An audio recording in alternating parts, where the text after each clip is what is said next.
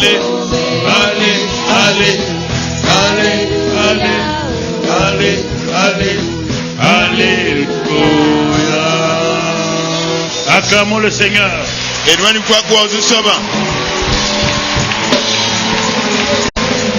Gloire à Dieu. Gloire à Dieu. Dis à ton voisin, sois heureux parce que tu es totalement racheté par le sang. Le sang de Christ a lavé, purifié. Amen. Amen. Amen. Amen. Excellent Père, merci ce matin. Merci pour ton Saint-Esprit.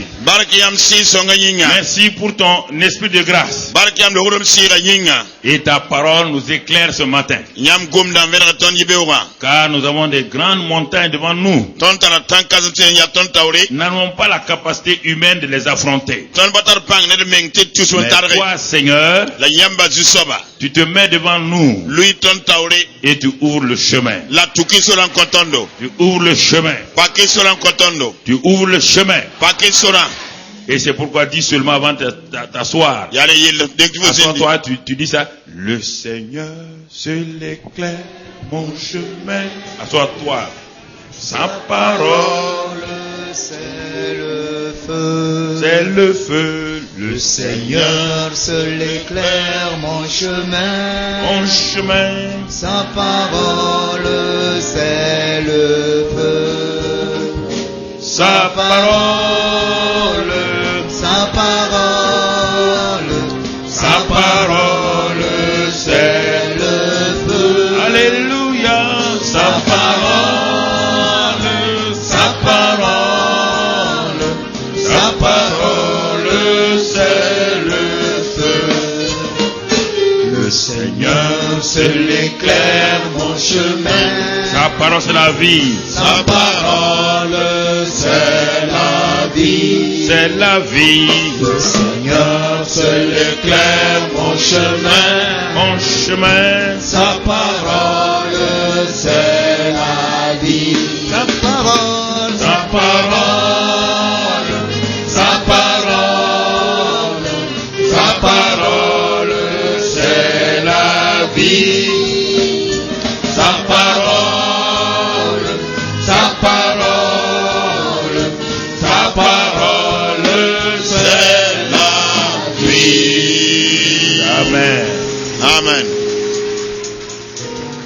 Merci Seigneur ce matin. Nous sommes dans ta sainte présence. Nous nous tenons, nous ne pouvons pas échapper dès le jour où nous avons été convertis.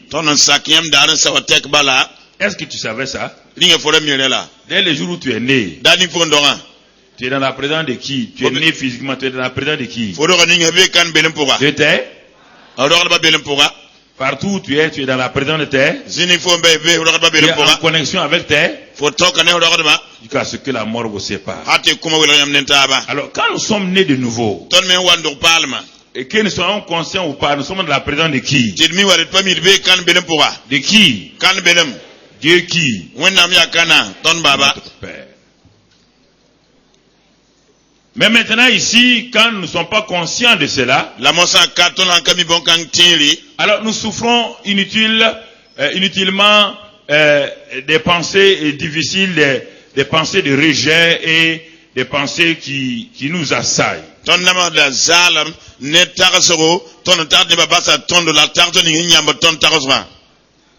Et nous devons comprendre, comme nous le disons depuis un mois, plus nous comprenons le caractère de Dieu, plus notre vie rentre dans le repos.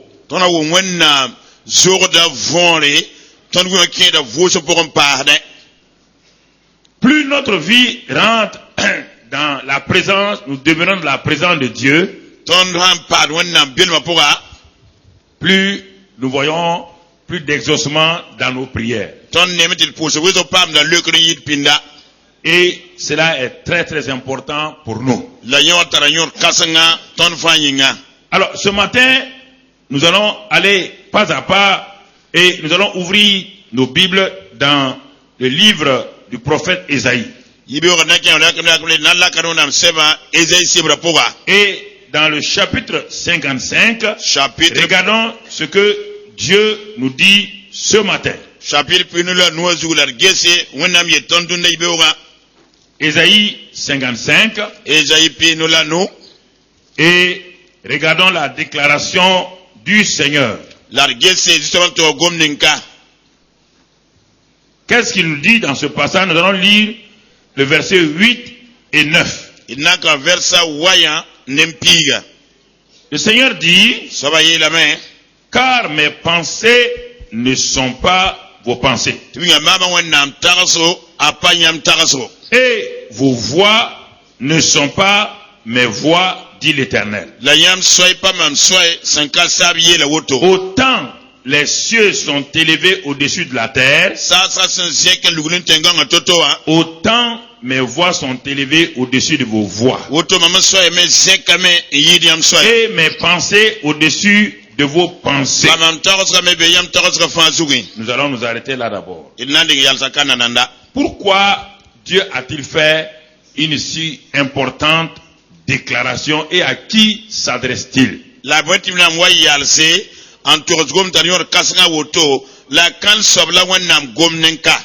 Et ce matin, je prie simplement dans mon cœur que tu saisisses le fondamental de la vie donc chrétienne.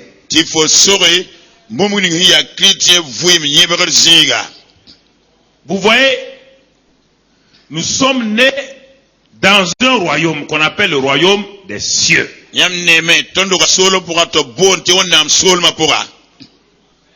Et nous ne faisons pas beaucoup d'efforts pour savoir, mais le royaume dans lequel nous sommes nés là, quel est le propriétaire de ce royaume, comment il pense, comment il agit et qu'est-ce qu'il veut de nous exactement.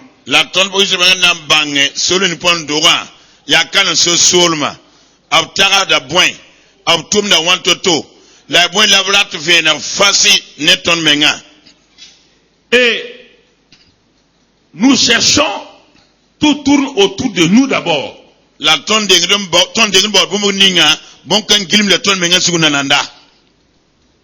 Comment pouvez-vous fonctionner dans une entreprise dont vous n'avez aucun mécanisme qu'on vous a exposé? Comment voulez-vous fonctionner dans un bureau dont vous ne savez même pas ce qu'on fait là-bas exactement? Vous venez seulement, vous voulez penser à votre salaire, ce que vous pouvez gagner dans l'entreprise. Est-ce que vous allez être en harmonie avec les chefs d'entreprise?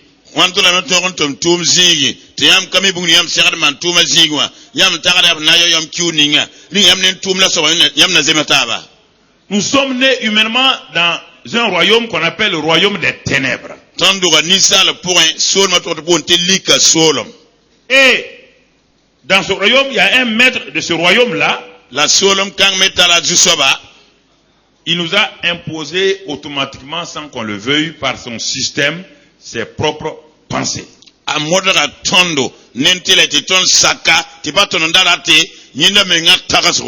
Il n'a pas demandé notre avis. Il a influencé nos parents. Il a influencé nos voisins. Il a influencé nos maîtres, nos professeurs. Avec ses propres pensées qui ont infusé en nous les pensées de ce maître du royaume des ténèbres. Au bout de quelques années, nous avons obéi au doigt et à la lettre à ce maître-là méchant.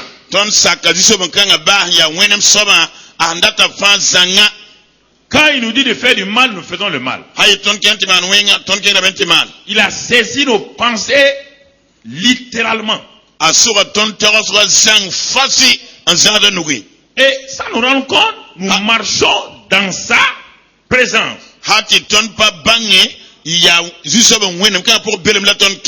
C'est pourquoi nous entendons savoir rapidement. C'est pourquoi nous disons rapidement, Satan a dit, Satan a fait. Quelqu'un que vous ne voyez pas de vos propres yeux, comment pouvez-vous dire que Satan a dit, Satan a fait, si vous n'êtes pas conscient de façon inconsciente, que vous êtes dans ce royaume-là.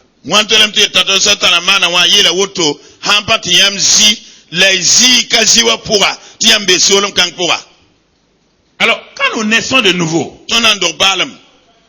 Dieu, sa faiblesse, entre guillemets, c'est qu'il nous a donné une volonté. On appelle ça la faiblesse de Dieu à notre égard. Il n'a pas voulu être un dictateur. Il n'a pas voulu nous dominer comme des robots sur lesquels on appuie des boutons et nous marchons donc au doigt. Il dit non, vous êtes créés à mon image. Je vous aime. Je vous honore. Et je vous laisse une volonté afin que chaque fois vous choisissez librement de faire ce que moi je veux que vous fassiez.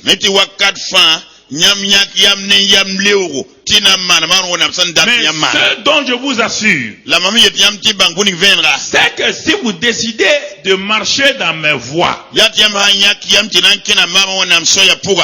de soumettre vos pensées à mes pensées,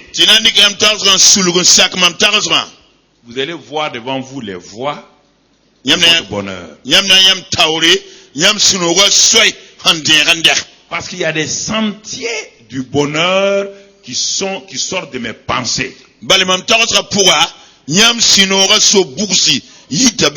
Les voies, les moyens, les manières, la façon que vous voulez diriger votre vie et vous faites tout là, c'est tout déjà dans mes pensées à moi, il y a avant que vous ne naissiez.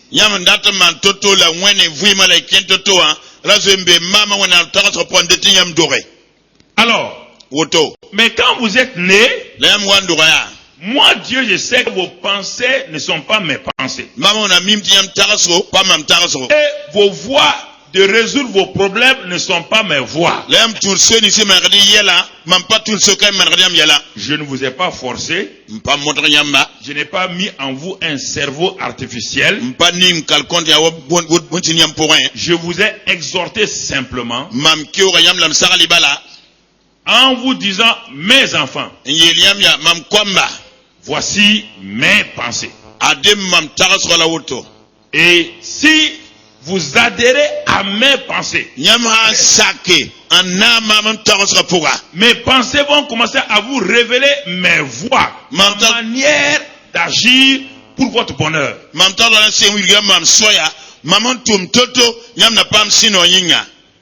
Mais si vous refusez mes pensées, ce n'est pas moi qui vous fais du mal. Je ne vous ferai pas du mal. Mais c'est que aussi, je serai incapable de vous aider à la recherche du bonheur. Vous me rendez faible. Vous me paralysez spirituellement. Je suis tout puissant par rapport aux anges, par rapport à Satan, par rapport à tout. Mais par rapport à vous, mes enfants, je suis faible.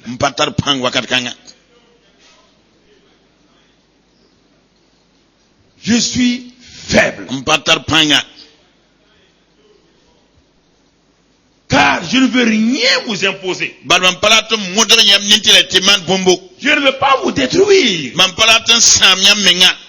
Ce que je veux, c'est votre bien. Mais votre bien là se trouve dans mes pensées qui vont vous révéler mes voies.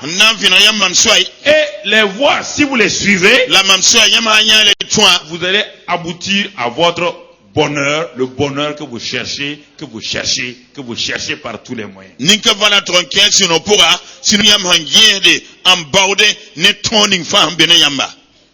Alors, c'est pourquoi il dit ici,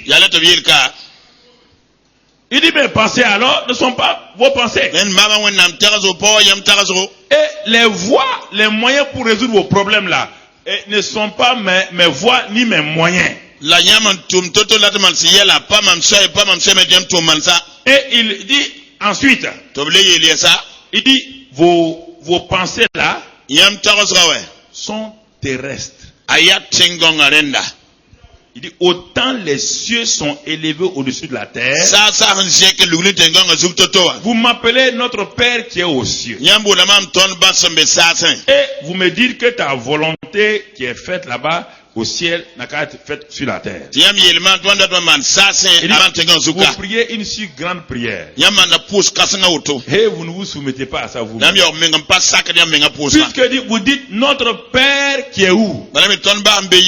En ce temps, vous êtes où? Sur la terre. Mais moi, je vous ai dit, autant que les cieux sont élevés au-dessus de la terre, autant mes voix sont élevées au-dessus de vos voix. Pensée terrestre, voix terrestre. Pensée céleste, voix céleste. Il dit, en ce moment-là, il faut qu'on se rencontre. Pour qu'on se rencontre, je suis descendu. Je sais que vous ne pouvez pas monter vers moi. Je suis descendu sous la forme d'un être humain comme vous. Pour comprendre comment votre pensée, le mécanisme de votre pensée fonctionne. Parce que nous, on ne sait pas comment vous fonctionnez. Dieu rend faible encore. Quand il quitte le ciel là, et que le Saint-Esprit le met dans le sein de Marie là, le ciel a tout coupé avec lui. Quand Jésus est né, il n'a aucune souvenir de ce qui se passe au ciel. Il est né comme un homme. Il faut qu'il fasse comme un homme sexuellement.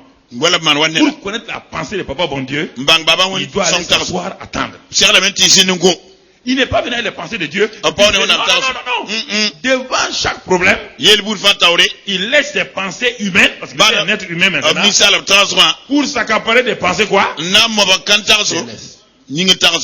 C'est cette gymnastique que Jésus a faite pendant toute sa vie là. Et quand il était prêt maintenant, à 30 ans, Jésus a dit, tu es tellement moulé dans mes pensées que tu vas apparaître maintenant pour faire ma volonté. Je suis sûr et certain. Le premier Adam n'a pas pris ce temps là.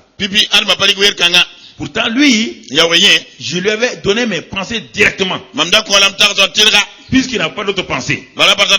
Mais depuis qu'Adam est tombé, tout homme qui vient sur la terre, il a une liberté de penser. C'est Jésus. Tu as une liberté de penser. C'est pourquoi Jésus dans Gethsemane, non pas ma, ou bien encore non pas mais. Comprenez?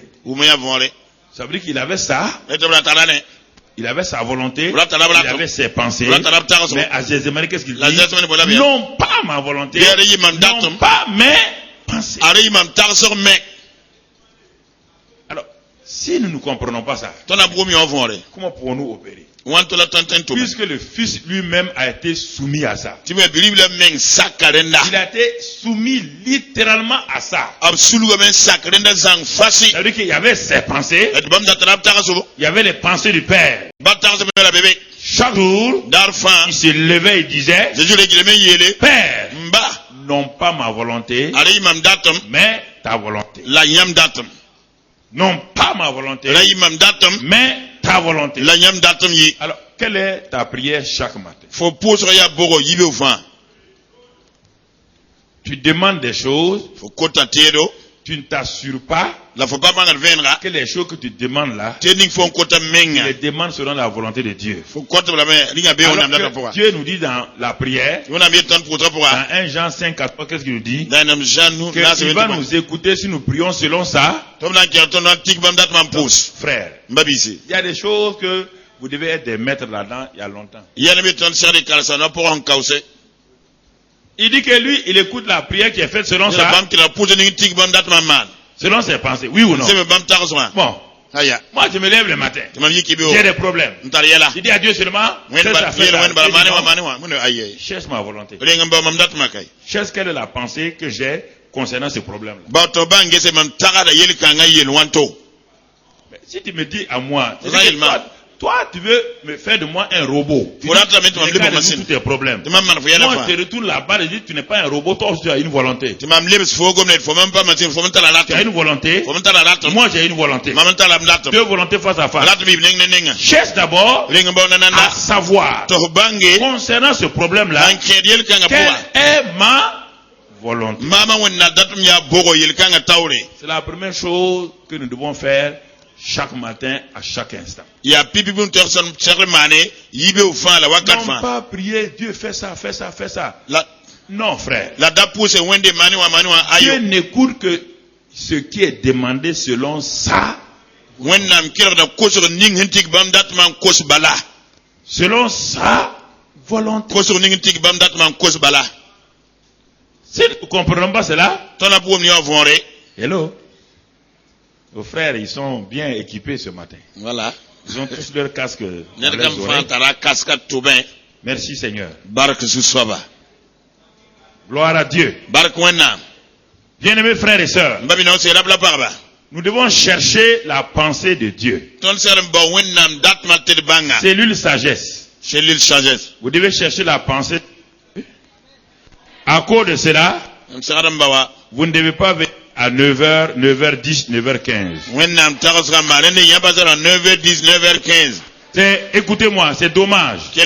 Quand moi je suis sur la chair en train de prêcher, dans ce moment que je vous vois la cellule, vous venez, et puis chacun vient, et puis vous m'entendez prêcher, vous voyez venir avec votre femme là, vous... Tout de suite, là, le frère, il a une veste noire et puis une chemise rouge là. Non. On vous a dit cellule quoi? Donc marchez sur là et vous verrez la gloire de Dieu.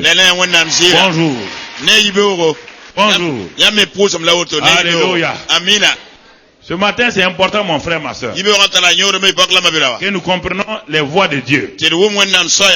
Alors, puisque Dieu me dit que mes pensées ne sont pas ses pensées,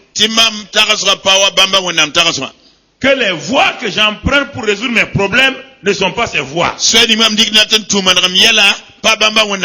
Mais il a enlevé 60% de mes poids déjà. Moi qui lutter. Non, brusquement. J'ai pas besoin de lutter. La première chose que je dois chercher, ce n'est pas quand j'ai un problème. Tout de suite là, on va téléphoner toi un pasteur. Non, le problème n'est pas là. Dieu dit, c'est lui qui répond aux prières. Si c'est lui qui répond à une prière, cherche d'avoir ma volonté. Ma volonté n'est pas au ciel. Elle n'est pas de l'autre côté de l'océan. Ma volonté est dans la parole que tu tiens dans ta main. Ouvre-la. À moins si tu ne connais pas la volonté de Dieu, tu peux demander à un frère concernant tel problème là. Quels sont les passages bibliques que tu peux me donner avec lesquels je vais me nourrir? Puisque Dieu dit que l'homme doit faire quoi? Il va vivre de toute parole qui, ou bien encore l'homme va opérer, ou l'homme va travailler selon quoi? La parole. L'homme va réussir selon la. L'homme vaincra selon la. Vivre là, c'est ça. Puisque déjà le pain, la nourriture quotidienne, tu vis avec ça physiquement. L'aspect spirituel, on ne parle pas d'un seul mot vivre. Il y a beaucoup de synonymes là-dedans. Beaucoup de synonymes. L'homme au Père, l'homme à la victoire, l'homme est guéri, l'homme domine par la parole. Alors, si tu n'as pas la parole, tu ne peux pas vivre, tu ne peux pas dominer, tu ne peux rien recevoir. Alors, la seule chose que je te dis, que je te conseille, c'est de t'attacher à la parole. Et regarde la suite. La suite va nous montrer ce que je vous dis est réel. Dieu dit, si tu ne crois pas, je vais te donner un exemple. Le verset, ceux qui doivent me suivre là, suit. Lisez le verset qui suit.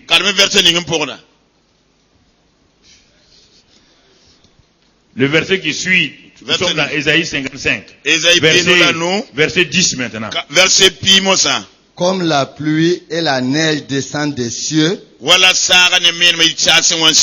et n'y retournent pas sans avoir arrosé, fécondé la terre et fait germer les plantes, sans avoir donné de la semence au semeur et du pain à celui qui mange.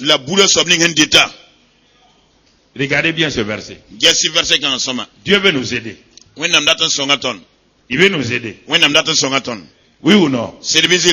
D'abord, il a clarifié les choses. Si vous voulez fonctionner sur cette terre-là, vous devez fonctionner avec les pensées et les voies du ciel.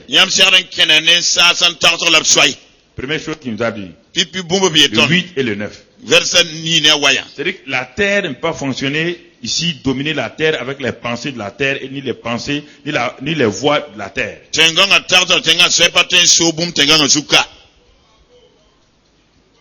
C'est pourquoi la domination des hommes sur la terre, elle est dangereuse. Il faut exploiter l'autre. Il faut faire du mal à l'autre pour dominer. Mais Dieu dit non, non, non. Avec moi, il n'y a pas de violence. Bien que la religion est sans Dieu. La religion, c'est une fabrication humaine pour dominer l'homme. Parce qu'elle est issue de la terre. Et c'est pourquoi elle ne peut pas réussir à transformer les nations ni les gens. Elle ne fait que détruire les nations. Si la religion était réelle, aujourd'hui le monde serait dans la paix. Nous ne parlons pas de religion ici. Nous n'avons rien à faire avec la religion. Non, mon frère. Nous avons affaire avec le royaume des cieux. Le royaume des cieux n'a rien à voir avec aucune religion. Il est au-dessus des religions. Les lois spirituelles sont au-dessus des lois des religions. Ni la religion chrétienne, ni aucune religion n'a rien à voir avec le royaume des cieux. Il faut que vous sachiez, parce qu'on vous a dit ça, on vous a dit, regardez la religion, ce qu'elle nous fait, regarde ce qu'elle nous fait. Elle veut nous couper les langues quand on ment. Elle veut nous couper les bras quand on vole. Elle veut nous lapider quand nous commettons impureté. La religion est comme ça. Elle ne te demande pas ta volonté. Elle te soumet par la force. Le royaume des cieux n'a rien à voir avec la religion. Le royaume des cieux, c'est la relation entre le ciel et la notre Père qui est haut. On a un Père où? Et il nous a envoyé sur la terre pour faire ce que lui veut que nous fassions en nous donnant sa capacité. Si vous comprenez ça, vous êtes un chrétien libre. Alors, Dieu dit, voilà comment les choses fonctionnent. Comme vous n'êtes pas au ciel, vous êtes des gens de la terre, je vais d'abord vous donner un exemple terrestre pour que vous compreniez. Moi j'aime Dieu, c'est un grand pédagogue. Asseyez-vous. Toi là. Laurent. Quand la pluie descend, elle descend pourquoi?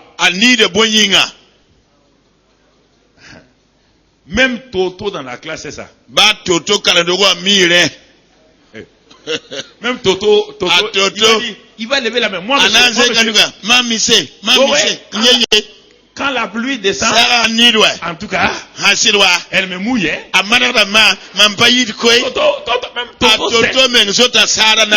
la pluie descend, elle va faire quoi?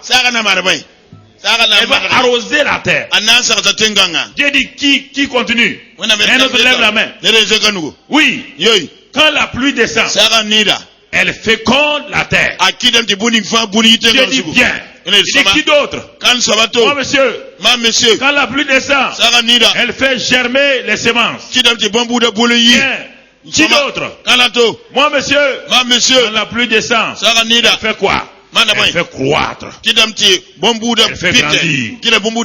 Elle donne la semence au semeur et du pain à celui qui doit manger. Dieu dit très bien. Je vais tous réussir. Ah, tout le monde sourit. Il dit mais c'est pas fini. Ça c'est simplement l'étude de cas naturel. On va élever le niveau du débat. Ça, c'est la terre. Tout le monde dit amen. Et alors mes enfants, vous êtes des terrestres, mais vous êtes aussi des célestes. Si vous avez compris les lois terrestres, vous devez comprendre les lois célestes, les lois spirituelles. Il dit maintenant, ainsi en est-il de ma parole qui sort de ma la parole qui sort de ma bouche est une pluie quoi? Qu'est-ce que la pluie naturelle fait? Arrose, féconde, germe, fait croître, donne la semence et du pain. Il dit ainsi en est-il de la parole qui sort de ma quand elle sort de ma bouche, comme la pluie qui sort des nuages et ne retourne pas pour former un autre nuage, ça doit faire son travail. Je dis ainsi en est-il de ma parole qui sort de ma bouche. Elle ne revient pas à moi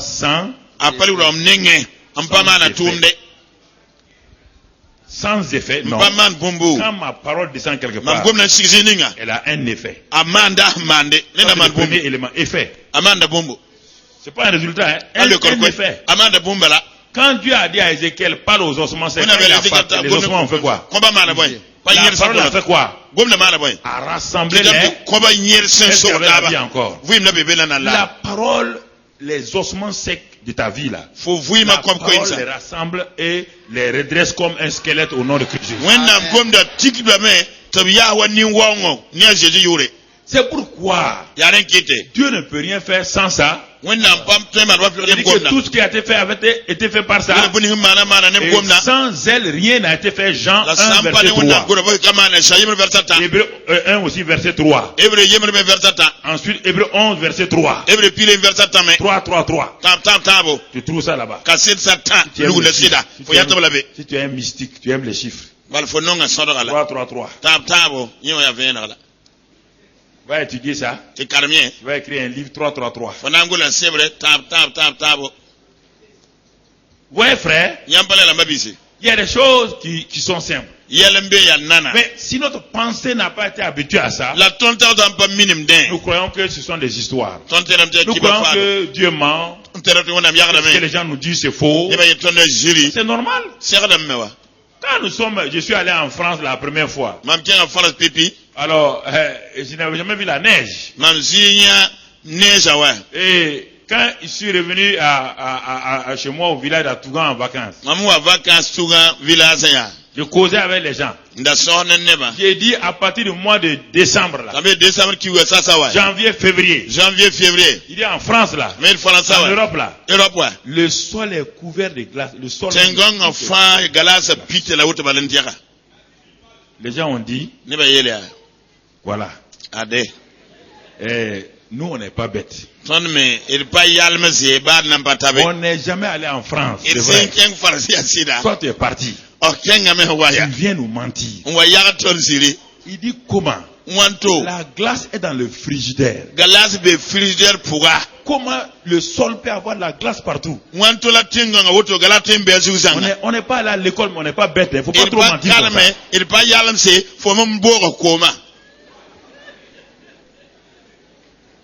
Oui ou non?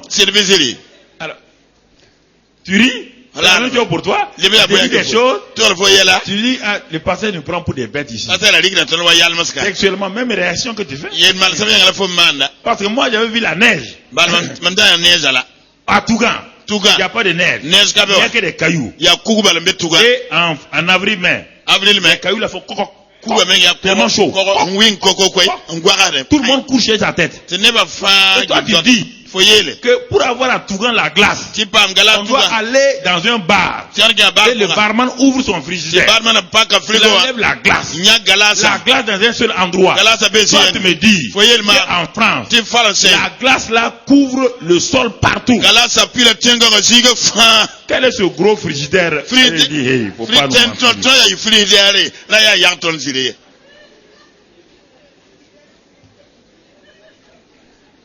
Souvent quand la parole donne déjà, c'est ça. Le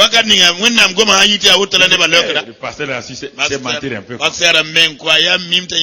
ne mens pas mon ami. Je ne suis pas là pour te mentir. C'est ce que j'ai vu, que je te dis. Ce que j'ai vu là, je te le dis. Amen. Voilà. Donc écoute-moi, même si tu n'es pas allé en France, il y a la glace en France. Tu ne peux pas me contredire, tu as beau m'insulter, il y a la glace là-bas. Voilà.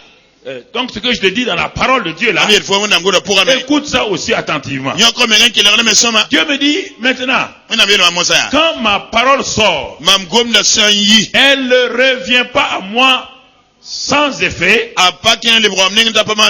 sans faire ma volonté et accomplir mes desseins.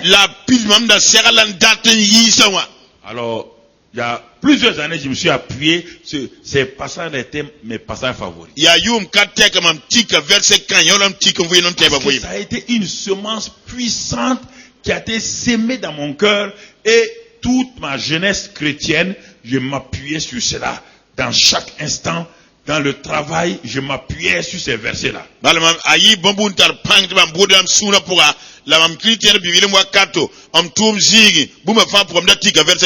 Je connaissais ces versets par cœur. Je les mettais sur mon miroir, je les mettais dans ma voiture, je les mettais au chevet de mon lit.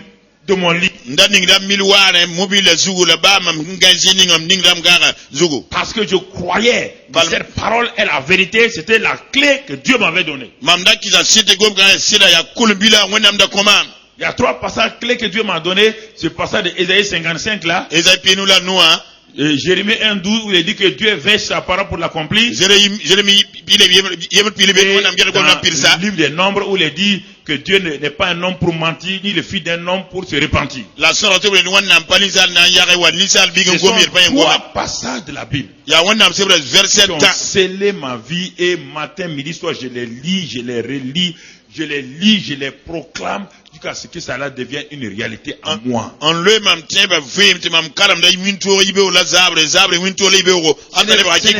mangeant 1 ou 2 fois qu'on vit. Non, mon ami. On mange tous les jours. Le riz que tu as mangé hier, c'est un riz nouveau que tu manges aujourd'hui. La Bible que vous ouvrez chaque fois doit être une nouvelle Bible chaque jour. Vous avez dans votre maison un sac de riz de 50 kilos. Le sac de 50 kilos est là. Mais chaque jour, on peut faire du riz nouveau avec ce riz-là. Aujourd'hui, on fait riz à sauce. Demain, on fait riz gras. Après, demain, on peut faire bouillir.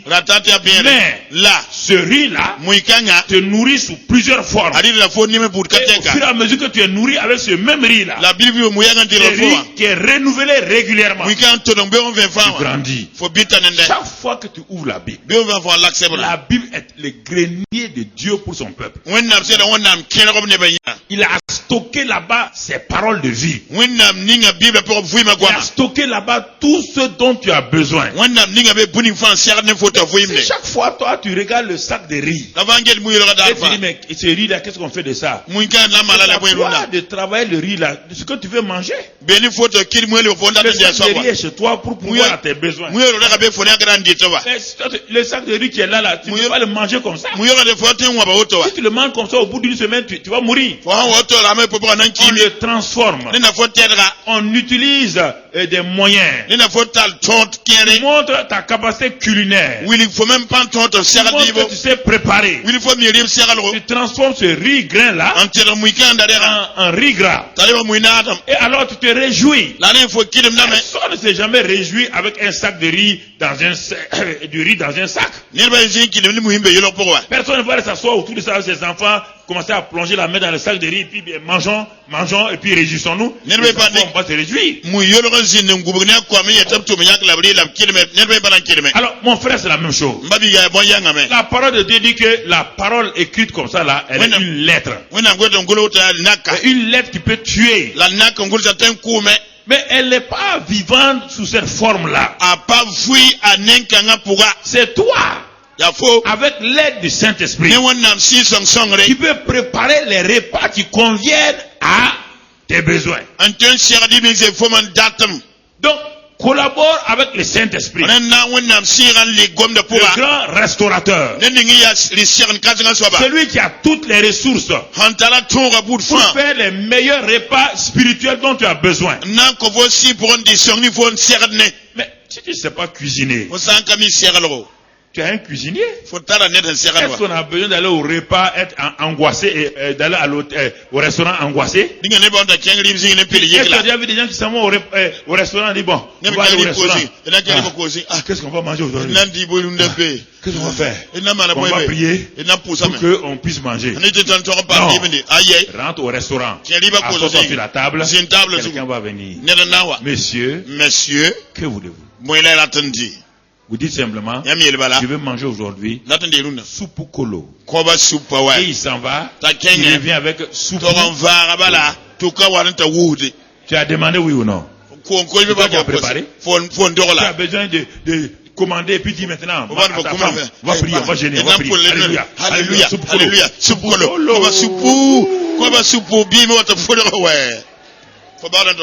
Mais les restaurateurs, tout le monde va dire, hey, vous qui rentrez. Il demande soupe kolo. On lui prépare soupe kolo, il est en train de dire, je crois au soupe kolo. Je crois, ça va arriver.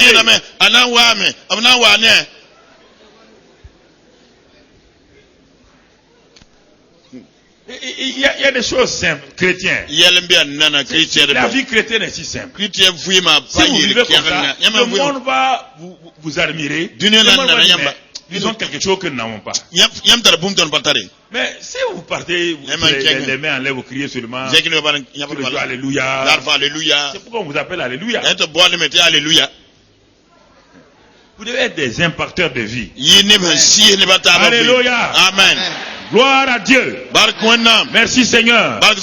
Alors, avec cette introduction-là, et à quoi voulons-nous aboutir ce matin? Cette introduction nous montre que si donc nous allions sur les pensées de Dieu, nous allons vivre ce que Dieu a dit dans Amos 3:3. Deux hommes marchent ensemble sans être au préalable d'accord. Et alors on va commencer à marcher dans l'accord avec Dieu. Et quand on va commencer à marcher dans l'accord avec Dieu, ça veut dire sur la parole de Dieu, la foi va commencer à se manifester. Parce que la foi vient de ce qu'on entend. Et ce qu'on entend doit venir être lié à la parole de Christ. Puisque j'ai décidé de m'allier sur la parole de Christ, alors mes pensées deviennent maintenant les pensées de Dieu.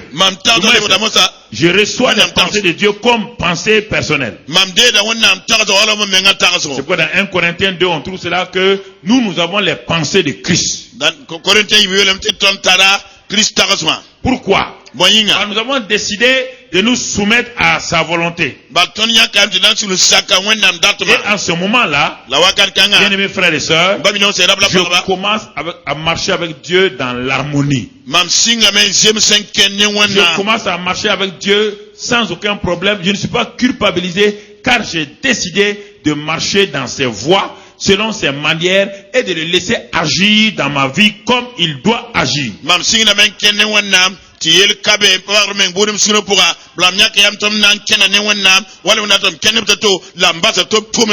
chaque problème de ma vie, je le présente au Seigneur. Je dis au Seigneur, pour ce problème-là, je ne veux pas m'appuyer sur mes pensées. Je ne veux pas utiliser mes propres voix pour résoudre tel problème. Ne vous précipitez pas quand vous avez des problèmes. Ne vous préparez à chercher à prier rapidement. Ça ne marchera pas. Vous ne pouvez pas prier quand vous êtes stressé.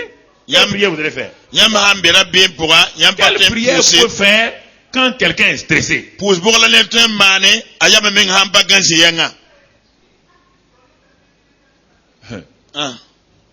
n'avez jamais vu une femme devant un problème grave.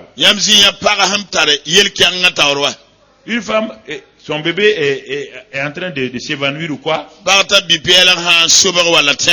Quand vous la voyez, elle tient son pain dans la main gauche.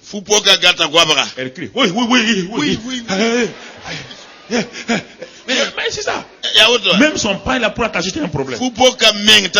Elle s'en fout si son pain est attaché ou pas.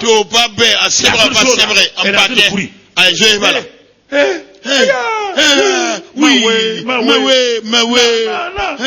Na est parti à longtemps.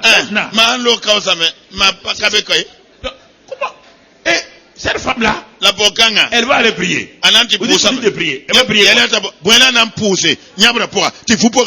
Elle va prier quoi? Oui, mais ma soeur, il faut prier. Elle va prier quoi? Dis-moi, elle va prier quoi?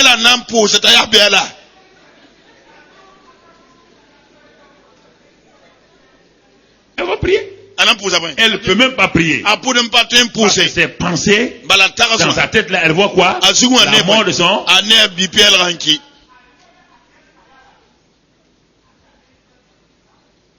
La seule chose, Dieu, il ne faut pas me faire ça. Hein? Moi, je n'aime pas ça. Hein? Non, quand même. Non, nous on était fidèles. Hein? C'est Dieu. C'est la seule chose. Il n'écoute pas ça. Quand je parle de la vie de prière là, la prière, Dieu dit dans le livre de Corinthiens, concernant ce que je vous enseigne là, Paul dit, nous avons sémé. Sémé. D'autres ont arrosé. Mais qui a fait croître? Qui a fait croître? Okay. Chacun a sa part. Nous sémons d'abord et nous arrosons avec la prière et le jeûne. On a arrosé quelque chose et met de l'engrais sans avoir sémé, c'est un problème. Le sol ne produira rien. Alors frères et sœurs, asseyez-vous ce que je vous dis là. Quand je dis quelque chose, allez vous asseoir. Cet homme-là, il est en train d'opérer. Il continue d'opérer. Comment il fait? Il est comme moi. Si on se compare au commencement, moi je suis né dans une famille bénie, une famille intellectuelle, lui il est né dans une famille analphabète. Moi je suis né dans une famille de fonctionnaires, j'ai mangé, lui il mangeait une fois par Moi j'ai mes deux parents, lui son père est mort, le laisser avec sa maman à chose. Comment il a fait pour traverser tout ça là? Ce qu'il nous dit là, je vais prêter attention. Je peux tirer quelque chose de sa vie là. Vous vous laissez ça. Vous voulez suivre les gens qui crient. Fais ceci. Ok. Où est leur preuve? Où est leur preuve? Où est leur résultat? C'est les cris d'instrument qui sont les résultats.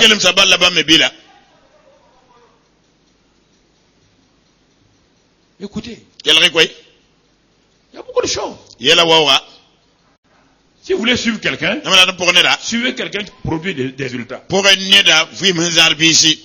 Ne suivez pas des gens qui font beaucoup de bruit. Parce que les tonneaux vides font beaucoup de... Un tonneau rempli de 200 litres d'huile. Vous avez déjà entendu un bruit? Il faut avoir une sagesse pratique. Je n'ai jamais regardé quelqu'un qui échoue. Je ne critique pas les gens qui échouent. Je ne les regarde pas. Parce qu'ils ne m'intéressent pas. La seule chose que je veux leur faire, c'est d'aller m'asseoir avec eux. Dis mon ami, c'est ton échec là. Il y a des ingrédients pour le prochain succès. Quand un homme a échoué, je ne le juge pas. Je ne le condamne pas. Je ne limite pas. Non, je m'assois à côté de lui. Ton échec là n'est pas la finalité. Dans ton échec là, il y a des ingrédients de ton prochain succès. Si tu découvres ces ingrédients, tu seras un homme qui va réussir. Est-ce qu'en classe, on copie le dernier de la classe en mathématiques? Quand tu vas à l'examen du BPC, et on te met à côté du dernier de la classe en mathématiques, tu ne connais pas comment deux triangles semblables, je sais pas. Il ne connaît pas comment factoriser en algèbre. Tu vas à côté de lui. Même s'il te dit voilà mon brouillon, tu vas prendre. S'il te donne son brouillon, tu vas prendre. Parce que tu sais qu'il n'a jamais réussi en mathématiques. Oui ou non? Mais par contre, si tu es assis avec celui qui a eu tout le temps 18 sur 20, et que tu es en train de lutter. Tu es en train de lutter. Et il te dit voilà mon brouillon. Tu fais quoi? Tu prends rapidement. Parce que tu sais qu'il y a des succès là-dedans. Donc ne suivez pas les derniers. Aidez les derniers. Suivez ceux qui réussissent. Suivez ceux qui réussissent. Ne les condamnez pas. Non. Aidez-les. Amen. Amen. Voilà ce que je voulais introduire pour vous ce matin. Et pour vous encourager. Restez sur ce que Dieu a dit. Alors, maintenant de ce message, le deuxième aspect du message, c'est tout le message qui est intitulé dans la vie d'un homme. Je vais vous dire ça pour vous dire exactement ce que ce matin, le titre de mon message. À grand problème humain, simple solution divine. Voilà. Devant les grands problèmes humains, Dieu a quoi? De simples solutions. Nous avons été trop compliqués. La religion nous a compliqué la vie. Et comme malheureusement nous venons tous d'une religion, nous sommes venus avec les complications de la religion. Et pour que nous soyons vraiment purifiés de ça, parfois il y a des difficultés. Devant les grandes difficultés humaines, Dieu qui a des simples solutions. Il n'a pas de solutions compliquées. Quand on n'est pas mûr, quand on est jeune, comme nous avons tous été, nous proposons des solutions difficiles aux gens. nous croyons, plus la solution est difficile, plus il y a une gloire dans ça.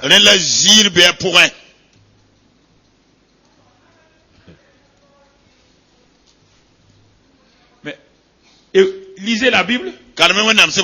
Devant chaque problème humain, la solution que Dieu a proposée était simple. Simple. Mais les gens n'aiment pas les solutions simples de Dieu.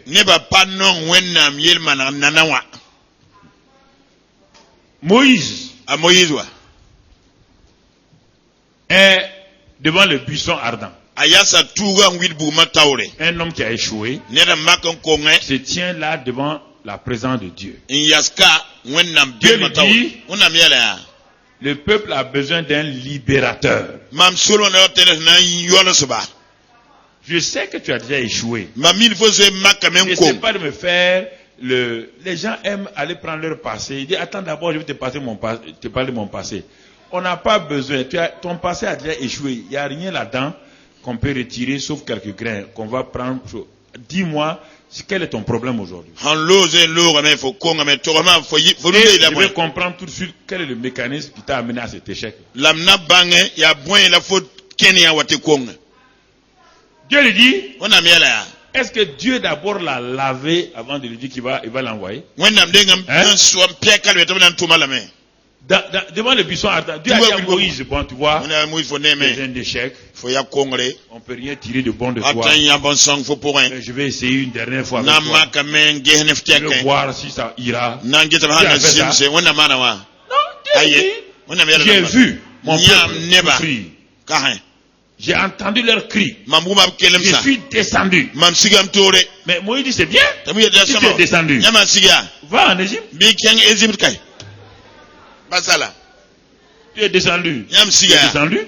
Il était rempli d'amertume. Il y a 40 ans en arrière. Moi, je voulais aller là. Tu ne m'as pas laissé tomber. Maintenant, tu viens me dire que tu as vu, tu as entendu, tu es descendu. Continue.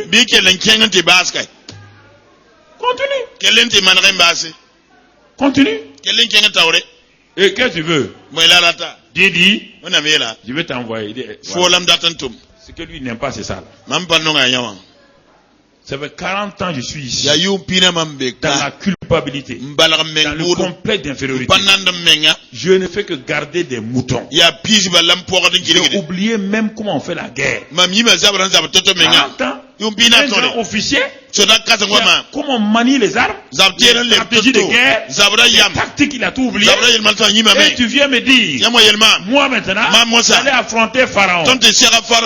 Dieu. Je ne savais pas que tu aimais les kamikazes, tu voulais que les gens meurent comme ça. Non, ça c'est pas bien. Hein? Non seulement tu m'as abandonné, maintenant tu veux m'envoyer comme tout juste un bouclier humain. Tu m'envoies chez Pharaon pour qu'il me décime. Quand tu parles comme ça, Dieu, il sait que ton cœur là, il connaît ton cœur. Il sait que tu es fâché, il sait. Dieu ne parle pas. Parfois, il faut parler à Dieu comme ça et te libérer. Quand tu as fini, tu vas t'asseoir. Et puis il va continuer à faire quoi? C'est toi, ma solution. Il a dit, il a tout dit. Dieu dit, mais Moïse, j'ai dit, moi-même je vais avec toi. Il dit, hey, personne ne croira en moi. Personne ne croira en moi. Voilà votre problème. Si vous pensez que personne ne croit en vous, alors je comprends pourquoi. Vous ne sortez pas pour témoigner. Si vous avez dit que personne ne croit en vous, vous allez témoigner où? Vous allez parler à qui? Si vous avez déjà mis un frein à votre bouche. Tout le monde connaît ma vie. Tout le monde sait que ici là j'ai été une jeune fille souillée. J'ai été un homme violent. Dieu dit Moïse. Quand moi je déclare quelqu'un pur, personne ne peut dire impur. Quand moi je dis que quelque chose est bon, personne ne peut dire que c'est mauvais. Il dit, qu'as-tu dans la main? Il est un bâton. C'est avec ça que tu vas combattre Pharaon. La solution de Dieu là. Pharaon est un grand problème, non? C'est un grand problème humain pour le peuple de Dieu. La solution que Dieu a donnée à Moïse. La solution quoi? Hein? Est-ce que même un homme normal peut croire à ça? Le problème, frère, c'est que vous voulez fabriquer des solutions et vous voulez que Dieu mette son sceau. Si Dieu met son sceau sur ces solutions-là, vous serez désintégré par l'ennemi.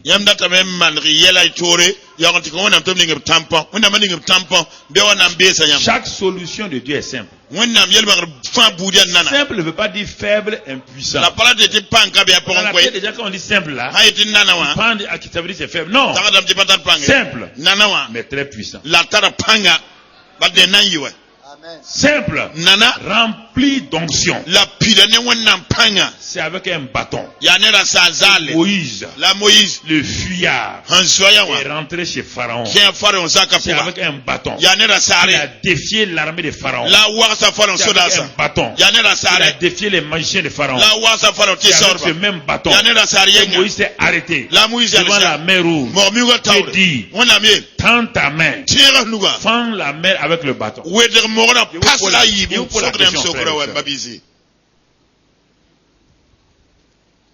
Quand je dis ça, votre cerveau fait des tours. Si vous avez fait comme moi il y a plusieurs années, vous n'avez pas fait ça.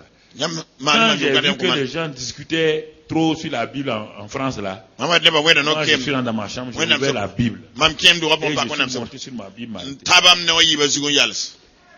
Ne t'inquiète pas mon ami.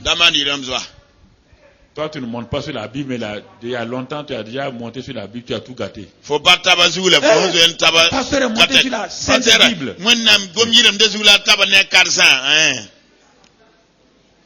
Toi, ta Bible propre est dans ta main, mais il y a longtemps, tu l'as déjà décidé. Quand tu parles quelque chose, suis-moi seulement. Ne pas tes pensées venir.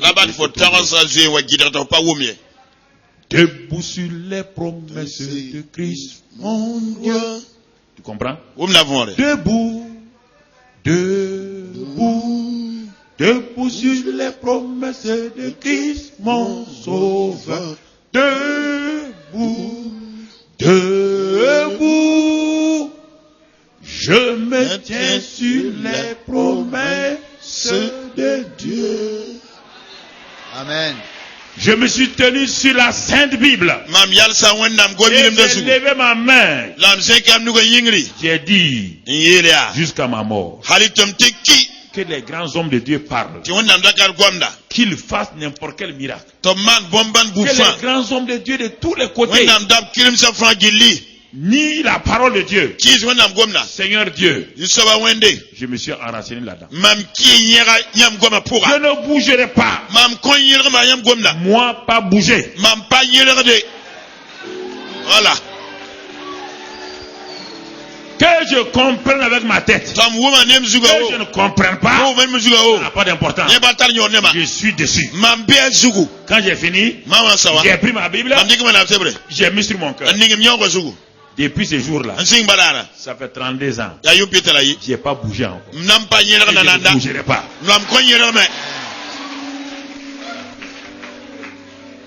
Écoute-moi mon frère. Je ne suis pas là pour chercher quelque chose. Regardez la solution de Moïse.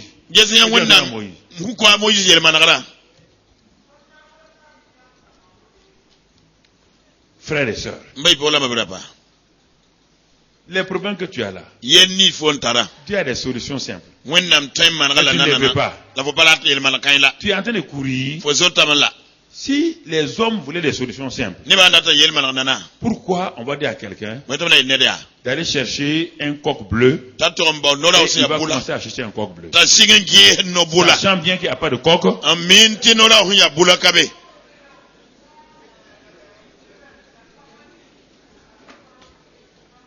Non, les gens, parce que le marabout et le féticheur, c'est que quand on demande à quelqu'un une solution compliquée, il aime ça. Mais une solution simple là,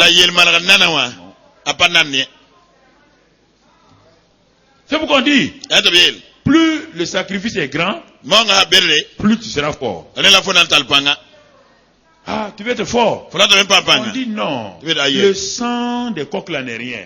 Le sang des boucs n'est rien. Le sang des vaches n'est rien. Amène-nous le sang d'un albinos.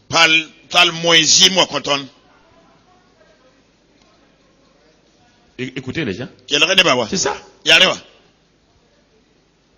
Et les gens courent pour faire quoi?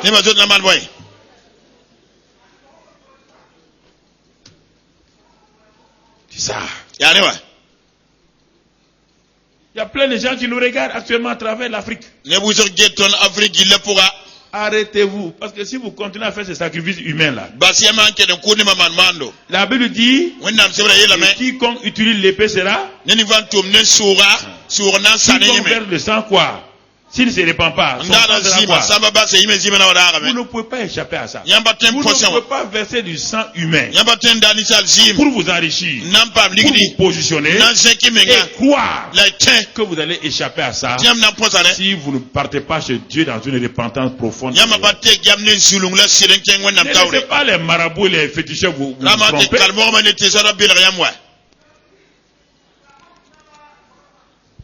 Ne les laissez pas vous tromper.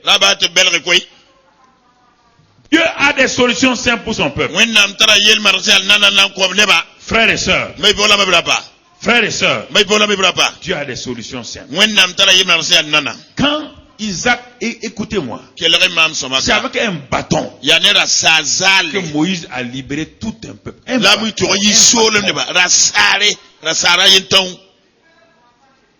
Qui est le symbole de l'autorité divine. Quand Isaac, dans les temps de famine, cherchait une solution, et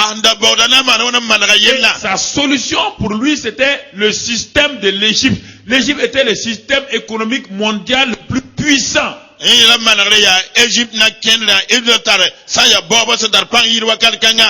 s'est dit, mais si mon père est allé là-bas, il est devenu riche, je vais emprunter le même chemin. Et avec ce chemin-là, je serai riche. Dieu dit, ton papa a fait une erreur. Et c'est ça qui vous coûte cher maintenant. Il dit, je ne te permettrai pas de faire la même erreur. Il dit, Isaac, ne descends pas en Égypte. Ne descends pas. Il y a un double mot là-dedans. Si tu vas, tu vas descendre. Tu vas quitter quoi? Si tu vas dans le système du monde, tu quittes ta position. Ne descends pas. Reste où? Dans le pays de la promesse. Reste dans ta position. Quoi qu'il advienne, tes pensées actuellement là. Tu es un éleveur agriculteur. Tes pensées en regardant tes animaux, en regardant ton bétail, en regardant ta famille. Je vois tes pensées. Tes pensées disent, il n'y aura plus d'eau. Il n'y a pas de pâturage. Il n'y aura plus rien pour nourrir mes animaux. Et si mes animaux meurent, ma petite famille va mourir. Il dit Isaac. Ça c'est les lois économiques de l'Égypte. Il dit mais Dieu, quelle est la solution que tu peux donner à quelqu'un qui est dans la famine, dans la sécheresse? Quelle est la solution?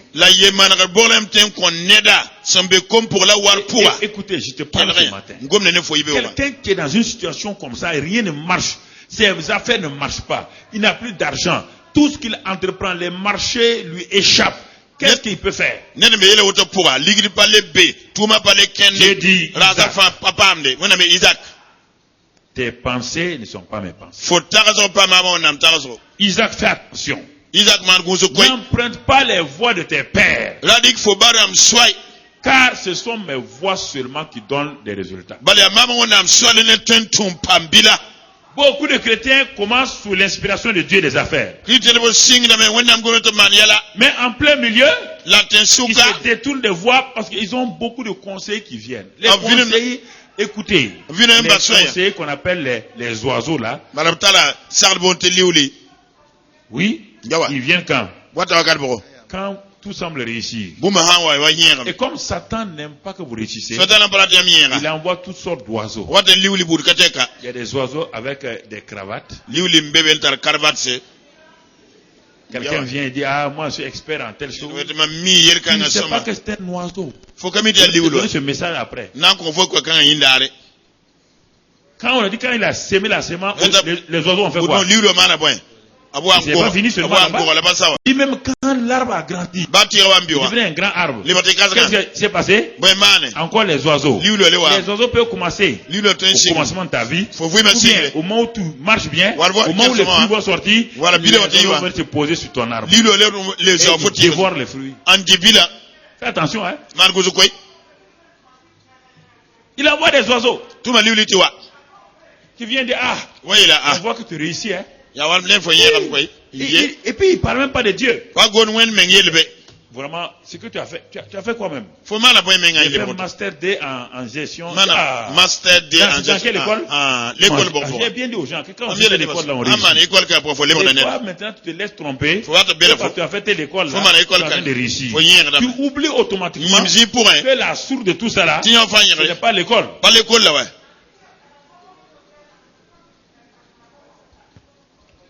Et là, ça s'en va. Il dit Isaac, laisse tomber les lois économiques là. Laisse tomber les grandes lois de gestion. Regarde-moi comment je gère. Il n'y a pas un gestionnaire qui me ressemble. Je suis l'expert en tout. Toi tu es expert en eau. Tu as créé l'eau. Tu ne sais que ouvrir les tuyaux et mettre là-dedans. Tu as ouvert les tuyaux pour mettre là-dedans.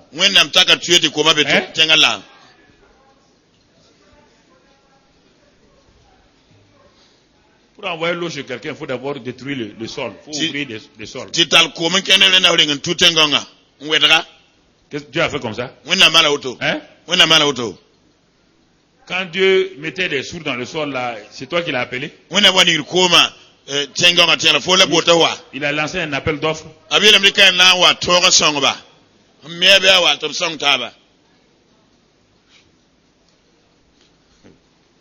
Est-ce que Dieu a lancé un appel d'offres? C'est ça? Ou bien, quand Dieu voulait mettre les étoiles et le soleil, il a lancé un appel d'offres et tu as souscrit. Donne-moi ton cahier d'appel d'offres, je vois. Quelle étoile tu as placé? Écoutez, vous oubliez rapidement. Vous croyez les diplômes là? Les diplômes là sont un moyen naturel d'avoir accès à ce qui est là. Si vous ne dépassez pas ça, mon frère, vous avez des problèmes. Allez dans les grands pays, les docteurs sont des taximans, non? Sont des dockers. Taximans ou dockers. Qu'est-ce que Dieu te dit? Dieu dit à Isaac, reste à Guérard. Reste Guérard. Pour faire quoi? Pour s'aimer. Ah non, Dieu. La solution est trop simple. Comment quelqu'un peut s'aimer quand il n'a pas plu? Je vous dis là que la semence est plus importante d'abord que la pluie. Dieu n'a pas dit prie pour qu'il pleuve d'abord. Non. Il dit de s'aimer dans la sécheresse. Sème dans la sécheresse. On te dit que tu es fou. On ne sème pas dans la sécheresse. Dans la sécheresse, on épargne. La sécheresse, c'est la crise économique. Et il faut pas donner les 10 000 les offrandes. Il faut épargner. Les jours mauvais sont devant nous. Les jours mauvais sont devant nous. Voici cet homme-là qui a épargné. Il est arrivé à 5 millions. Il dit à sa femme, c'est bon. Très bien. Mais qu'est-ce que la Bible dit? Que Dieu fait quoi? Ah, notre arrière est assuré. Et ton devant. Nos arrières sont rassurés. Est-ce qu'il y a une seule agence d'assurance qui assure les arrières des gens, les derrière? Agence d'assurance tu as déjà vu ça? Hein? Il y a une agence où tu peux aller souscrire d'assurer ton arrière.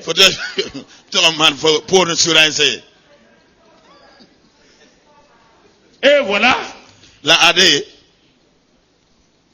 Une petite maladie arrive.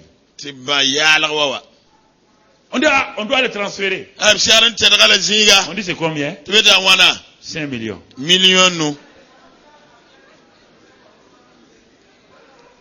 Eh Dieu, il n'y a pas de Dieu. Tu as épargné. Au lieu de s'aimer. Il dit sème dans la. Sème dans la. Sème. Parfois, les gens ne comprennent pas. Ils croient que le passé est derrière eux. Vous savez, cet homme, pourquoi on se suit depuis. Les gens ne comprennent pas. Quand cet homme était dans la sécheresse, la dévaluation est venue tout balayer. Tout ce que lui et sa femme ont travaillé est venu tout balayer. Sa femme l'a amené dans mon bureau. Il marchait comme un drogué. Sa femme lui a dit de s'asseoir. Il me dit, pasteur, j'ai tout perdu. Sans aucun effort. Tout ce que j'ai fait là, la dévaluation a tout balayé.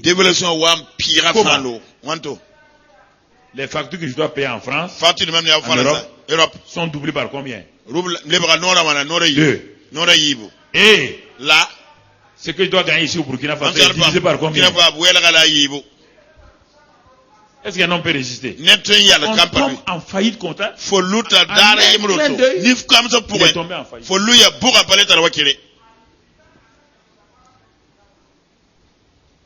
Mais c'est pas lui seul. Beaucoup de gens ont fermé des entreprises. Mais il est venu là. Moi, je suis économiste. Je connais les lois économiques. Je ne lui ai pas parlé de la loi de l'offre et de la demande. Je ne lui ai pas parlé du marketing, du management. J'ai regardé. Pas de solution à lui donner. J'ai dit simplement Dieu. Quand il parlait, moi je parlais à Dieu. Parce que lui, il a les yeux fixés sur moi dans ce temps-là. Moi j'ai fixé les yeux sur qui? Sur Dieu. Et Dieu m'a dit faire une courte prière. Il dit voilà la solution simple que je donne. Une courte prière. Et quand j'ai fait la courte prière, qu'est-ce que je t'ai dit? Je t'ai dit de faire une prière après moi. La prière quelle prière tu as dit? La prière que vous avez dite, c'est Seigneur Jésus, je te remets cette entreprise. Tu en es maintenant le propriétaire. Amen. Et moi j'ai dit après ça, avec une prière comme ça, on va pas aller loin. Un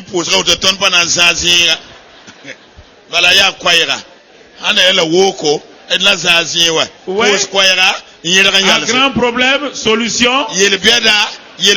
Un grand problème, solution. Mais vous avez vu sa réaction? Avec une telle prière, on n'ira pas loin. Et il est allé loin aujourd'hui. Il est allé loin.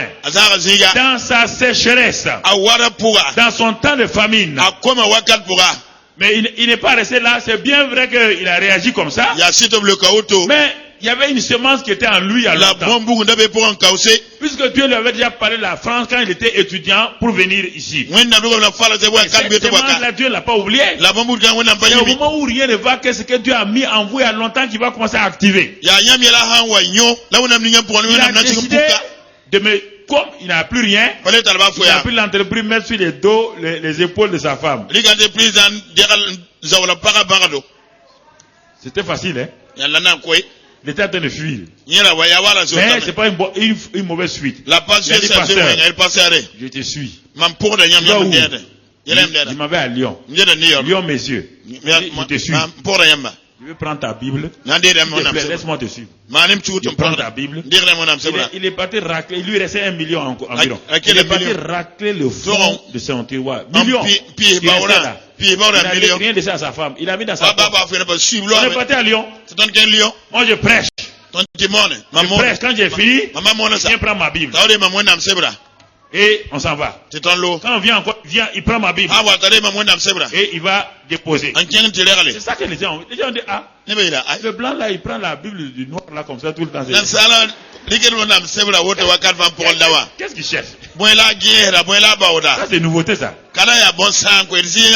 Ils ne savent pas que nous sommes dans le royaume des cieux. Dans le royaume des cieux, il n'y a pas de blanc, il n'y a pas de noir. Il y a des photos de ça dans mon bureau. La tente où on était.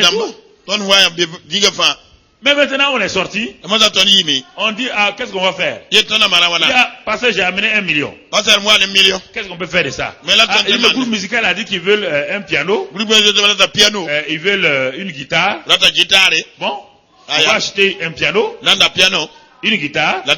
Et puis quelqu'un nous a dit qu'il y a un lycée scientifique là. Ils ont un gros car de 50 places. Ils veulent le vendre. Donc avec le million, on a eu guitare, on a eu piano, on a eu un car de 50 places avec à combien? 400 000 500 000 un car. Voilà, il restait de l'argent. Vous entendez? Maintenant, le reste là, il a pris, il a semé dans l'église où on était. Donc, quand on revenait au Burkina, c'était les mains vides. Il est venu. 6 mois. Il luttait. Comme Isaac. Il luttait. Les fournisseurs téléphonent. Les banques téléphonent. Tu nous dois l'argent. Paye les fournisseurs. Chaque jour, il court ici. Il éteint ce feu. Il éteint ce feu. Ce feu se déclare derrière. C'était un pompier d'un nouveau genre. Un pompier qui éteint les feux économiques. Ça ne marchait pas. Mais s'il a le temps, il va vous dire. Toujours, quelque chose s'est passé. Cette prière qui dit que ça ne fonctionne pas là. Il est rentré dans un cycle. Et quand il est rentré dans ça, alors frère, les gens ont commencé à faire des commandes. Pendant la crise, hein, au Togo, partout, le pays était en crise. En ce moment, dans cette crise-là, Dieu a commencé à lever l'entreprise. Et il est sorti rouge complètement. Il est rentré dans le vert. Et les banquiers étaient étonnés. Je vous donne le témoignage parce que je sais. Si parfois vous voyez certaines choses, vous courant de certaines choses dans la vie des gens, et je vais vous encourager. Il a sémé dans ce moment-là. S'il a fait l'erreur de prendre son million, dit à sa femme, car ça vient. Aujourd'hui, c'est un homme ruiné. C'est un homme ruiné. C'est ça. La chose simple, Dieu dit, prends le million là, suis le pasteur. Voilà la réponse de Dieu. Simplement. Prends le million, mets dans ta poche. Va prendre la Bible du pasteur en voyageant. Et avec ça, il a voyagé avec moi 7 ans. Partout où on allait, un grand directeur général. Partout où on allait, c'est lui qui fait la cuisine. Moi je mange. Non, c'est mon chauffeur. C'est les endroits où on est parti, des collines, des montagnes. À 2 heures du matin, on est en train de 2 heures du matin, Guadeloupe. On a vu des choses extraordinaires. On a vu des choses qui nous ont dépassés. On a vu des miracles. On a vu des choses. On était ensemble. Quand je pleurais dans ma chambre, il était au courant. Il m'entendait pleurer. Il m'entendait rire. Quand je priais à des heures, je priais pour l'église. Je pleure pour les gens. J'entendais tout ça. Quand je parlais à Dieu, j'entendais tout ça. C'est pourquoi il n'y avait rien de secret entre nous. Il connaissait tous mes problèmes. Quand je roulais à terre, il était dans sa chambre. Il ne bouge pas. C'est après qu'il vient. Et quand il vient, moi, on s'assoit, on fait notre culte. Je l'enseigne, puis on s'en 7 ans. Comprenez? Alors Dieu a commencé à faire monter les choses. Ça c'est important, frère. Très important. Alors, Dieu a des solutions simples. Il n'a pas de solution compliquée. Moi, je me suis assis, j'ai regardé. Dieu ne nous a jamais donné de solution compliquée. On va s'arrêter là, parce qu'on va continuer après. On va s'arrêter là. Par exemple, Naaman. Un lépreux. Il est venu devant Élisée. Et dans sa tête, il y avait une grande solution. Pour lui. Pour lui. Non, Dieu doit faire comme ça. Pour un lépreux. Quand il arrive devant la porte d'Élisée, Élisée ne sort même pas. Il est dans sa chambre. On voit son serviteur Géasi. Avec une simple parole. Va dire à Naaman. Voilà la parole de Dieu. Voilà la solution de Dieu. La solution de Dieu. Le problème ne courait pas d'abord chercher à savoir quelle est la solution écrite ou la solution spirituelle que le Saint-Esprit va vous dire.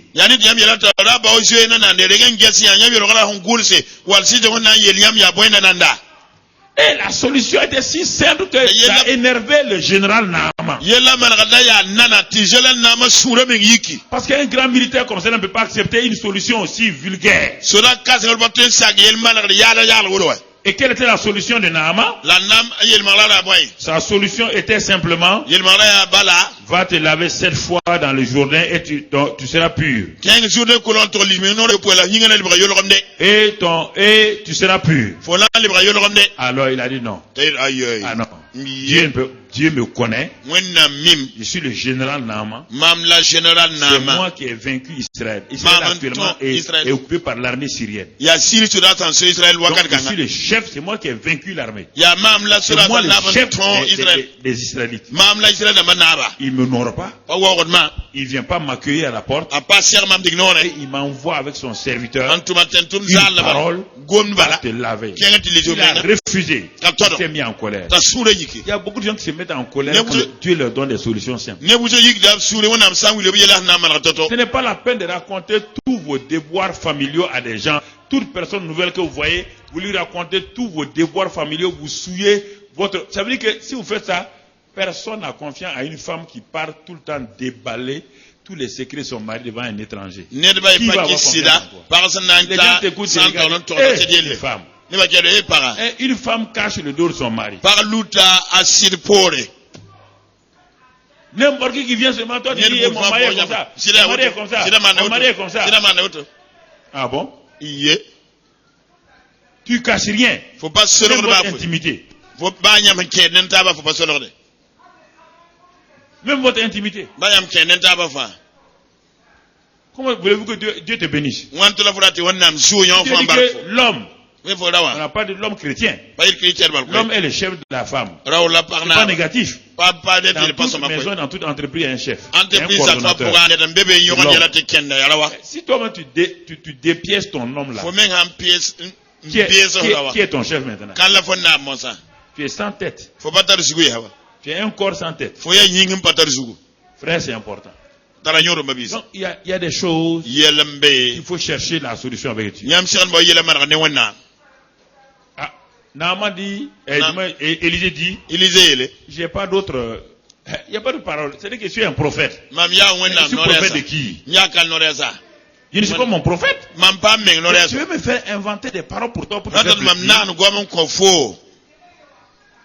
Tu veux que je te contente? Tu ne m'as pas dit de dire autre chose. On te donne une solution. Allez se laver dans le lot. C'est compliqué. Non, c'est pas compliqué. C'est humiliant. Tu veux me honnir? Comme je vous ai vaincu là, vous voulez profiter de ça pour me honnir maintenant. Si en te honnissant, ta peau devient pure, il y a problème. Non, j'ai ma dignité. Et il partait. Les soldats de première classe ont dit, chef, on va te dire la vérité. Aujourd'hui, tu nous commandes. Si tu retournes à ta lèpre là, partout dans le monde, à l'époque, tous les lépreux et déshabillés, renvoyés au dehors de la ville, il n'a plus de relation avec sa femme, il ne peut plus voir ses enfants. Dans quelques mois, c'est nous qui allons te commander. Et tu devras avoir dans ta main une cloche partout où tu vas pour dire impur, impur, impur. Réfléchis. Ne laisse pas ta fierté militaire là te dominer. C'est ça. Ne laisse pas ça, hein? Ça c'est pour quand tu combats. Ici là, tu es un être humain. Tu es un général lépreux.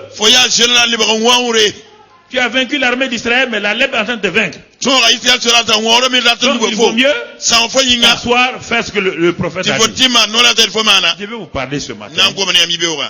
À la fin, ils l'ont convaincu. Il s'est lavé. Sa peau est devenue pure. C'est difficile. Et il a dit quoi? Il retourne voir Élisée. Il dit que maintenant Élisée le reçoit. Quand il a obéi à Dieu, le prophète le reçoit. Il dit, ah, maintenant je sais qu'il n'y a pas Dieu ailleurs qu'en. Il est parti. Solution, problème compliqué. Solution. Les 10 lépreux que Jésus a rencontrés. Qu'est-ce qu'il a dit? Il dit, allez vous montrer au des lépreux. Tu ne pries pas pour eux. Tu ne fais rien. Il dit, allez vous montrer. Et en route, ils partent se montrer. En route, ils ont quoi? Monsieur est guéri. Grand problème. Grand problème. Pierre et Jean ont travaillé. Toute la nuit, ils n'ont pas pris de poisson. C'est votre travail. Ce sont vos familles comme ça. Ils ne sont pas de vos cas. Ton travail ne produit plus. Tu connais ton travail. Tu as toutes les spécialités. Tu as tout. Tu travailles dans un champ, ça ne marche plus. Et les gens disent, ah, le domaine des cuirs là est fermé. Non, le domaine des cuirs n'est pas fermé. Tu n'as pas d'appel à Dieu. Le domaine des fruits et légumes maintenant, on ne peut plus opérer. C'est faux. Il n'y a pas un seul domaine qui est fermé. Il est fermé devant toi. Parce que tu veux utiliser le naturel pour aller là-bas. Quand Isaac a sémé, cette année-là, il a récolté combien? 100 fois. Tu comprends? Pierre, Jésus dit à Pierre, ok. Il dit, mais Pierre, ce n'est pas difficile. Voilà la solution. Va en pleine eau, jetez vos filets pour pêcher. C'est qu'il a l'habitude de faire tous les jours, oui ou non? C'est ce qu'il vient de faire toute là. Mais est-ce que Dieu avait parlé? C'est le problème. Est-ce que Dieu t'avait parlé? Est-ce que tu t'es appuyé sur Dieu? Tu as travaillé par toi-même. Maintenant ça ne va pas. Retourne chez Dieu. Va t'asseoir. Je vous ai raconté l'histoire de cet homme d'affaires là. Partout quand on lance des appels d'offres, pour telle chose, il prend le dossier d'appel d'offres. Il s'en va dans son lieu de prière. Il pose ça sur sa table. Il regarde l'appel d'offres là. Il regarde. Il s'en va, il s'assoit. Il dit, Dieu, que penses-tu de cet appel d'offres? En ce temps, les comptables sont déçus. Ils font le dossier. Pour présenter donc à l'appel d'offres. En ce temps, lui, il leur dit, faites vos dossiers. Laissez que moi, j'ai le feu vert du patron. Dieu lui dit, non. Cet appel d'offres, ces comptables ont dit, chef, regarde le bénéfice net qu'on va faire. Regarde comment les concurrents là. Il y a pas de concurrents comme nous. Il dit, moi, je ne marche pas selon ma tête. Vous êtes des gens de tête. Vous savez calculer. Moi, je marche selon mon cœur. Mon esprit m'a dit, le Saint-Esprit m'a dit de ne pas souscrire à ce marché. Et le deuxième qui a pris ça, pour réaliser le marché là, il a tout perdu et son entreprise est tombée en faillite. Les travailleurs ont dit, hey chef, comment tu fais? Il dit, mais je vous ai dit, je m'en fais avec mes dossiers. Le problème c'est que vous dites, ah ça c'est bon, ça c'est bon. Non, enfermez-vous avec les dossiers. Présentez à Dieu. Demandez à Dieu. Si réellement tu crois qu'il est Dieu, il connaît la fin d'une chose. Montre-lui ça. Mais s'il n'est pas plus intelligent que toi maintenant, fais ce que tu veux. Et si tu penses qu'il est plus intelligent, soumets-lui ton dossier. Oui frère. Pierre a dit, bon, il est ok. On a travaillé en tout cas, mais sur ta parole, je jette le fil. Il a jeté, il y a eu des poissons. Regarde, toute la Bible est comme ça. Ça déboussole même les grands hommes de Dieu. Élie n'a pas à manger. Dieu dit d'aller chez une veuve. En pleine sécheresse, est-ce qu'il veut quelqu'un? Non. Il dit la solution maintenant là.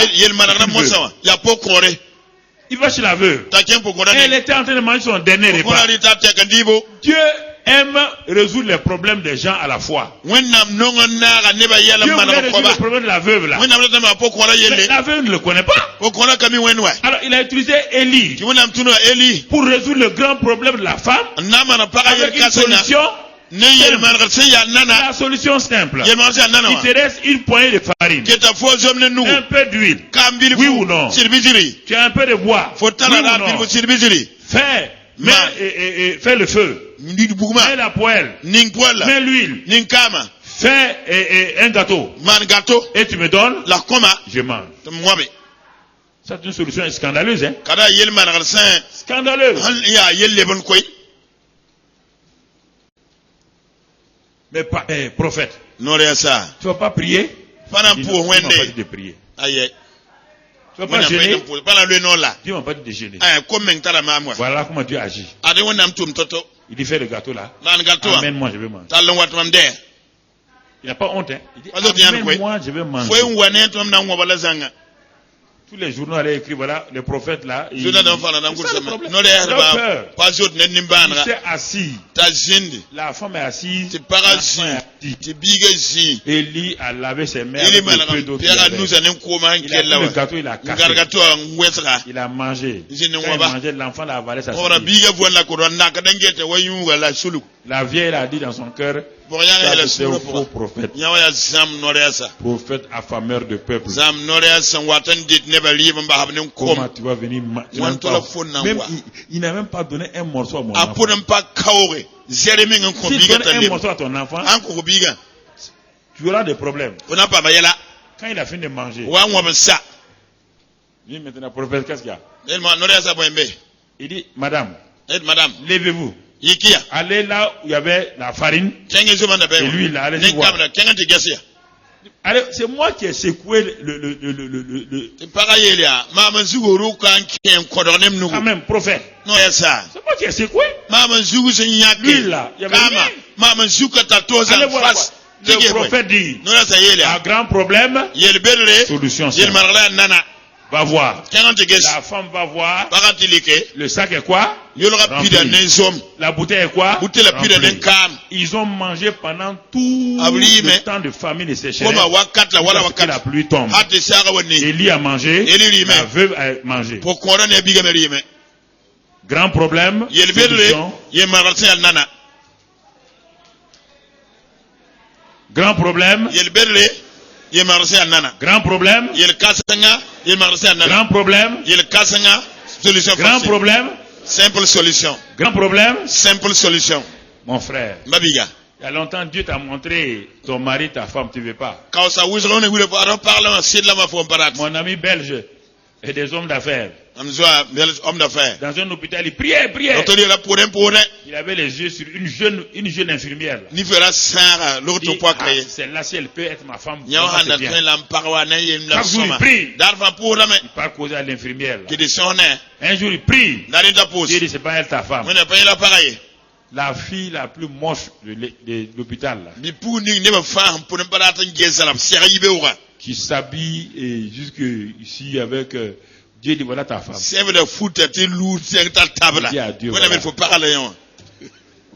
Lui il n'aime pas ça. Lui il te prie. Il te dit voilà ma femme. Regarde comment elle habite. Regarde là. Avec des jupes longues ici. Les manches débordent. Elle est trop religieuse. Trop religieux. Il n'y a pas de classe là en elle.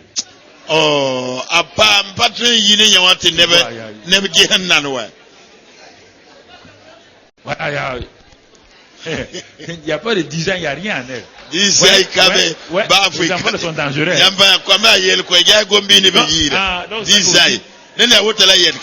Il n'y a pas de design en elle. C'est pourquoi quand elle vous regarde, il dit qu'il n'y a pas de design dans le garçon. Il n'y a pas de design. Donc, vous connaissez votre secret maintenant. Hey, Chloé, j'espère que c'est pas ça que tu dis aussi. Chloé, pas où de là, il y a de quoi? Il n'y a pas de design. Design, il y a bon, il y a mamie. Oh Seigneur. Oh, je sais pas. Elle n'a pas de jour. Les yeux ne brillent pas. Ni ne pas yarde. Hey, ni ne yarda. Shining, c'est ça. C'est comment? Elle marche boga comme ça. Est-ce qu'on peut sortir avec elle?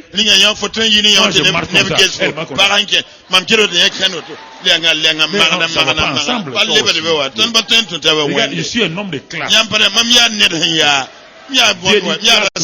Tu vas la marier. Il est parti dire à la fille là. Dieu m'a dit de te marier, mais je ne t'aime pas. La femme dit, ça ne fait rien, tu vas me marier.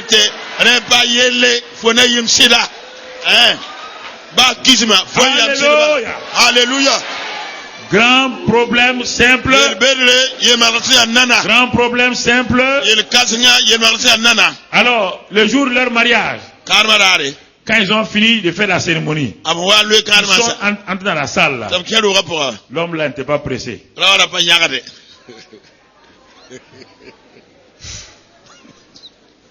Il ne sait pas vraiment. Il n'y a rien quoi. Il n'y a pas courant, il n'y a rien. Et quand la fille a vu ça, elle dit mon type. On est mariés maintenant. Il dit mais moi je ne t'aime pas. Elle a attrapé le type là, mets-toi à genoux. Ils sont mis à genoux. Elle a posé la main sur sa tête. Oh Dieu. Elle a dit que c'est mon mari. Mais maintenant l'amour dans son cœur pour moi au nom de Jésus. L'homme n'a pas dit amen. Hein?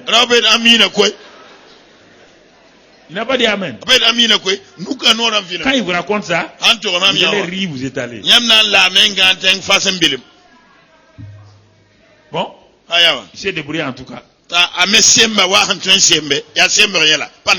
Ok. Vous comprenez, il s'est débrouillé la nuit là. Mais au bout d'un mois, il a commencé à découvrir dans la femme là un trésor. Et qu'est-ce qu'il a fait? Il a commencé à acheter de belles jupes, de beaux habits. Il amène des bijoux. Il a transformé la femme là. Il a designé la femme. Voilà. Alléluia.